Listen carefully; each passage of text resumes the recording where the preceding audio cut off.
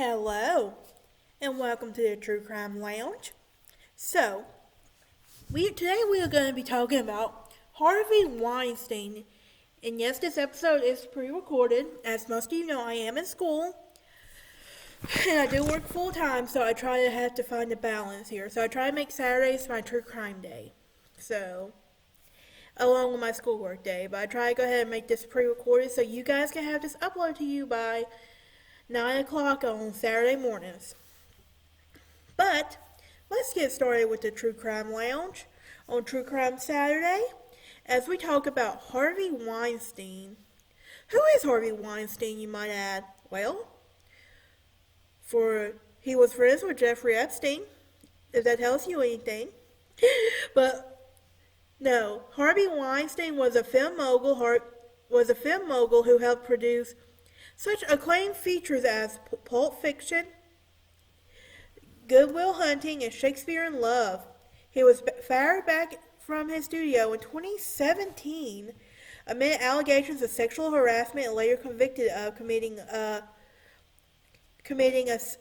criminal sex act and rape. He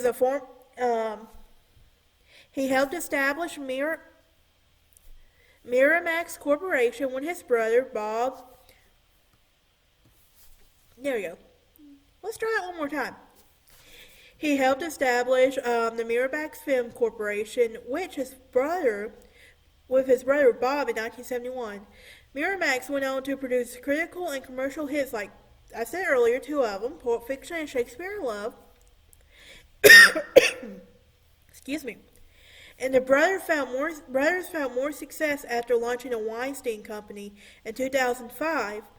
Weinstein's reputation was severely damaged after the reports surfaced in October 2017 after his alleged sexual harassment of a woman, resulting in his expulsion of the Weinstein Company and the Academy of the Motion Pictures of Arts and Science, as well as a series of criminal and civil lawsuits. He was sentenced to 23 years in prison after being convicted of a criminal sex act and rape. So his early years. Weinstein was born on March 19, 1952 in Queens, New York.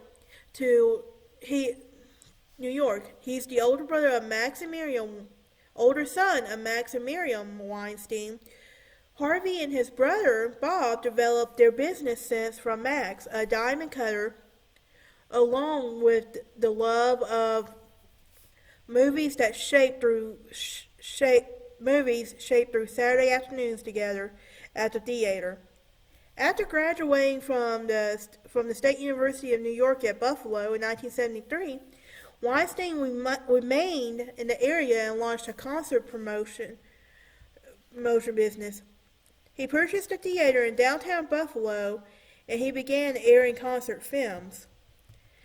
In 1979, Harvey and Bob founded the Miramax Film Corporation, named after their parents. Initially designed to distribute small art house type films, Miramax soon became a major player in the industry. Within the decade, the studio had released such critical successes as My Left Foot, Sex, Lies, and Videotape, with Harvey serving as the outspoken face of the company. Even after the Walt Disney Company acquired Miramax in 1993, the Weinsteins oversaw a string of acclaimed releases from Pulp Fiction to Good Will Hunting that struck office gold: The English Patient, Shakespeare in Love, and Chicago. Who hasn't seen Chicago, right? And all took home Oscar prizes for Best Picture.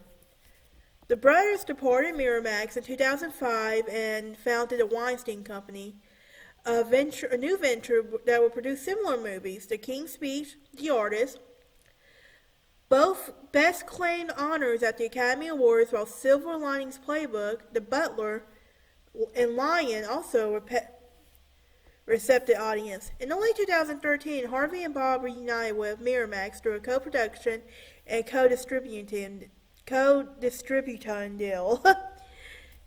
After he rose to the top of the Hollywood food chain, Weinstein fashioned him as a champion of progressive causes. He would later be the top supporter of the Democrat presidential candidates in the election years, hosting fundraisers for Obama and Clinton. Additionally, he was among the backers of Rutgers University faculty chair and named for the feminist icon Gloria Steinem. His sexual harassment scandal. Well, Weinstein suddenly found himself in an unfavorable spotlight in October 2017 following the report of the New York Times about his alleged history of sexual harassment. According to the Times, Weinstein had made an unwelcome advances on numerous women, including actress Ashley Judd, where he would quietly reach a settlement with at least 8 of them. The story gained steam with subsequent report of the New Yorker, which offered an account of Weinstein's predatory behavior from an Italian actress, Asia Argento. Weinstein, who initially threatened to sue the Times, thought in a team of lawyers he would come back among them with Lisa Bloom, daughter of Gloria Allred, who rejected many of his claims and patently false, but he referred to his studio head as an old dinosaur learning from new ways. Bloom resigned as Weinstein's advisor the day after the scandal broke. Weinstein, in his defense, I came of age in the 60s and 70s when the rules and behavior in workplaces were different. This was the culture then. I have since learned that it's not an excuse. Sounds like to me he's just trying to cover himself up. He added that he would take a leave of absence from the studio. In corresponding statement, the Weinstein Company stated that his troubled co-founder seek professional help, and the board launched an investigation into the matter. However, amid growing accusations of alleged sexual misconduct, the board on October 8th fired Weinstein from the company. Although he technically remained a board member, he later discovered this post. After Weinstein reported headed off to Arizona rehab facility for sex addiction treatment, I'm pretty sure that didn't help. The dominoes continued to fall in his personal life and professional life. Gwyneth Paltrow and Angelina Jolie came forward to reveal their experience with the former studio chief. On October 10th, his wife of 10 years and designer Georgina Chapman announced that she was leaving her husband. On October 14th, the Academy of Motion Pictures Arts and Science Board of Governors convened an emergency section that would expel Weinstein from its ranks. Meanwhile, in New York and London, the police raised the possibility of criminal charges, which the news that he had investigating some of the harassment claims. On October 13th, another Times article brought forth a new round of accusers, some of whom Weinstein forcing himself on them during these days, a concert promoter in the 70s. On November 7th, the same publication, sorry y'all, I can't talk for some reason, reported his days in as a concert promoter in 1970. On November 7th, the same publication reported that Weinstein had gone to great lengths to try to prevent the Times and the New Yorker from publishing the articles that first revealed damaging history of allegations. His effort of hiring a team of detectives, lawyers, and undercover agents, at least one who attempted to ingratiate herself with one of Weinstein's most outspoken accusers, Rose McGowan. So the legal fallout. On November 27, British actress Katie Ann Noble filed a civil suit and New York alleging that Weinstein forced her into a sexual act at his hotel room during the 2014 Cannes Film Festival. Because another producer from the company allegedly told Noble to be a good girl and whatever Weinstein wished. The suit also accused the Weinstein Company of violating federal sex trafficking laws by benefiting,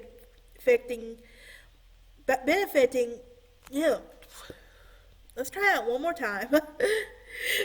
The suit also accused the Weinstein Company of violating federal sex trafficking laws by benefiting from the knowingly facilitating its founder habits using a foreign business travels as opportunity to coerce women into sexual activity. His legal problems would continue to mount. On December 6, a group of 6 women announced they were taking legal action against Harvey and Bob Weinstein of the Weinstein Company. Miramax and other individuals alleging they were subject to unwanted sexual conduct and live in the fear of being blacklisted. One thing is to be clear. To create a permanent change in our culture, we need a message to a powerful and wealthy individual. Companies in industries that feuded that Harvey Weinstein, instead of protecting the victims, did a joint statement. Weinstein's lawyers later sought to have a judge dismiss the case on the grounds that the alleged assaults took place it failed to offer facts that claims of support of racketeering.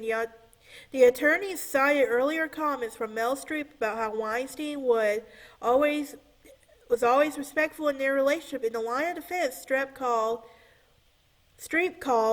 pathetic and exploitative. The disgraced mogul attempted to keep a low profile in the following months, but back in the tabloids headlines in 2018. According to TMZ, Weinstein was eating dinner with his sobriety coach at Sanctuary Camelback and Mountain Resort in Scottsdale, Arizona, when he was approached by a fellow diner seeking a photograph. After being turned down, the inhabited patron would later return later and slapped twice Weinstein in the face. Alright, I'm going to take a quick break real quick, but I will be right back, guys.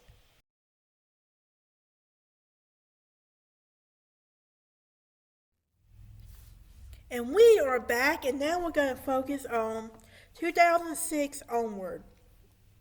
Well, on January 25th, a former Weinstein assistant named Sandeep Rehal filed a federal lawsuit against a disgraced producer, along with accusing Weinstein of sexual harassment. Rehal alleged that she was acquired to facilitate his sexual encounters, including providing erectile dysfunction drugs and cleaning up semen from his couch. The suit also named as defendants of Bob Weinstein, the Weinstein Company, and its former human resource director, Frank Gill. On February 11th, New York Attorney General Eric Schneiderman filed a lawsuit against Weinstein and the Weinstein Company, saying that the release of the company reportedly broke the New York law by failing to protect employees from pervasive sexual harassment and intimidation and discrimination. The Attorney General's office said it filed a lawsuit partly due to the reports of the company's imminent sales, saying that it believed such a transaction would complicate matters for the victims involved. News of the legal action reportedly torpedoed a deal with such a led by businesswoman Maria Cantera-Sweet, said to have close to taking control of the studio before backing off. After the Weinstein Company announced it would file for bankruptcy, negotiations were rekindled, and a new arrangement reached out to the Suites Group at the beginning of March. However, the on-again, off-again deal soon fell through with more times. After the buying group discovered the last $50 million of the undisclosed liabilities, the Weinstein Company subsequently went through the bankruptcy filing in the month, with Lauren Capital eventually emerging from the winning bidder for the assets. So the Judd lawsuit. On April 30th, Weinstein Legal's woes sticking again when he was named the Los Angeles County Superior Court, filed by Judd. This suit claimed that the studio had torpedoed her career after she refused to sleep with his sexual advances by spreading lies about her professionalism. Director Peter Jackson had previously offered himself a situation later where he would casting the actresses in the blockbuster film Lord of the Rings trilogy after Weinstein called her a nightmare to work with. A spokesperson and the producer disputed her career, insisting that Weinstein not only championed Judd's work, but also reportedly approved her casting for 2 of his movies in the next decade. A judge dismissed Judd's sexual harassment claims in January 19, ruling that she had failed to adequately support the case with existing civil code at the time the lawsuit was filed. However, the judge added that the actress could move forward with her defamation case against the producer. So what about his arrest? Well, on May 25, 2018, Weinstein turned himself into the NYPD and was arrested and charged with rape, committing criminal sex act, sexual abuse, and sexual misconduct. Still under the investigation in LA and London fell for alleged sex crimes. He paid $1 million in cash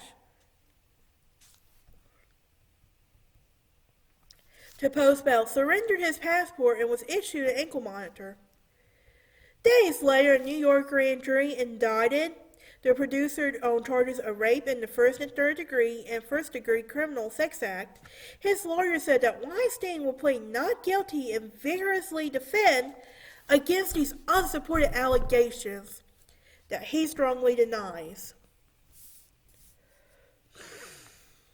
On July 2, 2018, Weinstein was indicted for 3 additional felony sex charges arising from a 2006 incident involving a third woman.